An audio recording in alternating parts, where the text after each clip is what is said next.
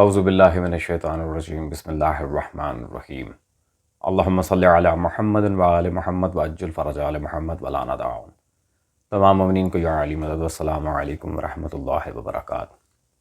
عزیزان گرامی قدر، آج کی جو ہماری ایام فاطمیہ کی نشست کا سلسلہ جاری و ساری ہے، اس ساری سیریز میں آج کی جو ویڈیو ہم آپ کے سامنے لے کر آئے ہیں وہ ایک انتہائی انٹرسٹنگ ٹاپک پہ ہے کہ امام محمد باقر صلوات اللہ علیہ کی طرف ایک جھوٹ منسوب کیا گیا کہ وہ معاذ اللہ حضرت ابو بکر کو صدیق کہتے تھے۔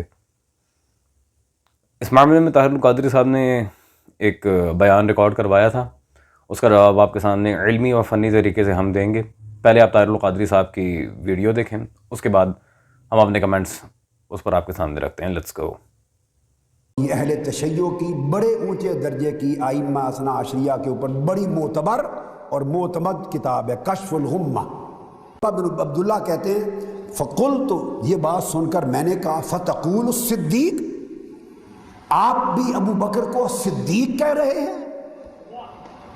تعجب کے ساتھ پوچھا کیا آپ بھی ابو بکر کو صدیق کہہ رہے ہیں؟ وہ کہتے ہیں وَوَثَبَ وَاسْتَقْبَلَ الْقِبْلَةَ، وہ اسی وقت جہاں تھے اٹھ کر کعبے کی طرف متوجہ ہو گئے۔ حضرت امام محمد الباقر نے اپنا چہرہ اسی لمحے کعبہ کی سمت کر دیا۔ وقال نعم الصدیق، نعم الصدیق، نعم الصدیق، ہاں حضرت ابو بکر صدیق ہیں، ہاں وہ صدیق ہیں، ہاں وہ صدیق ہیں۔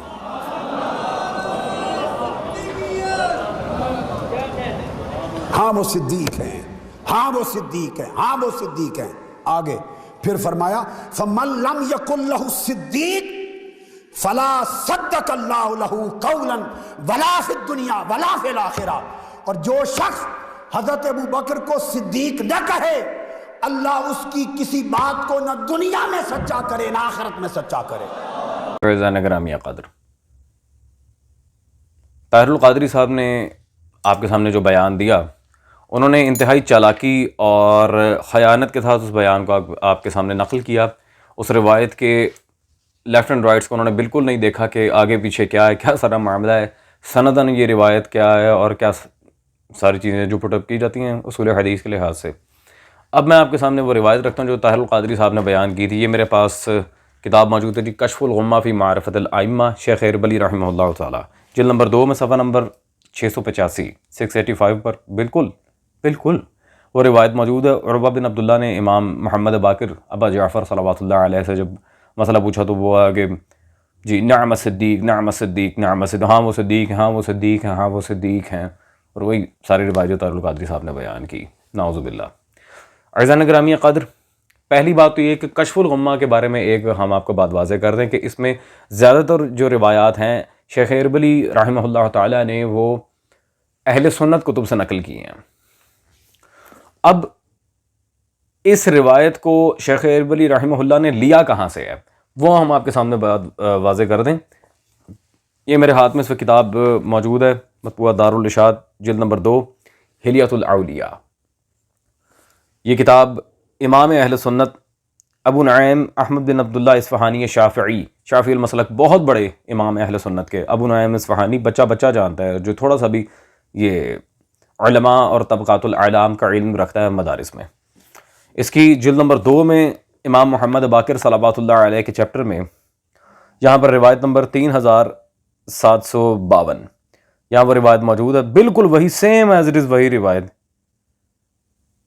ہاں وہ صدیق ہیں، وہ جو ان کو صدیق نہ کہ یا نہ سچا کرے اللہ اس کا قول دنیا میں اور آخرت میں، بھلے سیم روایت، سیم متن جو کشف الغمہ میں تھا انہوں نے لے کے یہاں سے لکھے۔ تو پہلی بات یہاں پر واضح ہو گئی کہ یہ روایت چونکہ نقل ہی از مصادر اہل سنت سے ہوئی ہے، ہمارے اوپر کوئی حجت نہیں رکھتی۔ کشف الغمہ کا جواب تو یہاں واضح ہو گیا۔ عزیزان، اب اس میں جو راوی آپ دیکھ رہے ہیں عروہ بن عبداللہ، یہ عروہ بن عبداللہ کون ہے؟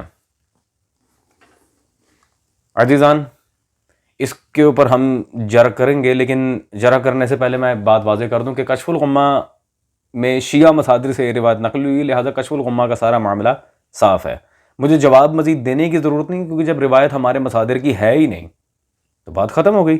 اور اب میں یہ ثابت کر رہا ہوں کہ یہ روایت اہل سنت و جماعت کے نزدیک بھی قابل قبول نہیں ہے۔ عروہ بن عبداللہ کے لحاظ سے یہ ہے جی میزان الاعتدال، حافظ ذہبی، ان کی یہ کتاب جلد نمبر 5 صفحہ نمبر 105 پہ، یا ترجمہ نمبر 5614 میں عروہ بن عبداللہ کا انہوں نے ذکر کیا، اور اس کے بارے میں بالکل واضح انہوں نے لکھا کہ اس کی شناخت پتہ نہیں چل سکی، اس کا پتہ نہیں ہے یہ عروہ بن عبداللہ کون ہے جو امام محمد باقر سے روایت کر رہا ہے اپنے زوم میں۔ تو بالکل واضح اس کا سٹیٹس حافظ ذہبی نے لکھا، اس کی شناخت ہی نہیں پتہ، مجہور راوی ہے۔ اب ایسے راوی کا اللہ جانے طاہر القادری صاحب نے کیا حال کرنا ہے کہ اس کی روایات پکڑ کے لا رہے ہیں، تو پھر اس طرح تو پھر اللہ تعالیٰ خیری صلی اللہ ساری روایات ہی قابل قبول ہیں، کوئی غلط روایت آ ہی نہیں سکتی کتب میں اگر اس طرح کے مشہور راویوں کی روایات کو بطور دلیل نقل کرنا ہے۔ عزیزان آئیں اب فیصلہ کرواتے ہیں حضرت ابو ذر غفاری کی روایت سے کہ رسول صلی اللہ علیہ وآلہ وسلم نے صدیق کس کو کہا ہے۔ یہ میرے ہاتھ میں کتاب موجود ہے جی، ان کے محدث الکبیر ابراہیم بن محمد الجوینی خراسانی شافعی کی فرائض السمتین، مطبوعہ چشتی کتب خانہ، فرائض السمتین میں صفحہ نمبر 104 پر حدیث نمبر 103 میں حضرت ابو ذر غفاری سلام اللہ تعالی علیہ روایت کرتے ہیں کہ نبی صلی اللہ علیہ وآلہ وسلم نے مولا علی سے فرمایا، انت صدیق الاکبر وانت الفاروق، علی آپ ہی صدیق اکبر ہیں اور آپ ہی فاروق ہیں۔ یہ کون کہہ رہا ہے؟ رسول اللہ صلی اللہ علیہ وآلہ وسلم، اور راوی کون ہے؟ حضرت ابو ذر غفاری۔ بالکل واضح ابراہیم جوینی خراسانی، جنہیں حافظ ذہبی تک اہل سنت امام مانتے ہیں، انہوں نے اپنی کتاب فرائض السمتین میں لکھا۔